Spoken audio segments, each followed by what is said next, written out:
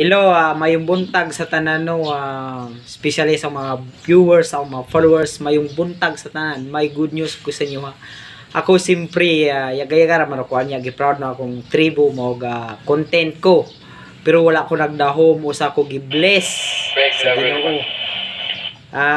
Nay nag-message man gud ko ana siya nga dol, nakasweldo naka sa pag-vlog nimo ako dol, isa ka tuig na ko nag-vlog wala jud. Abi nimo dol.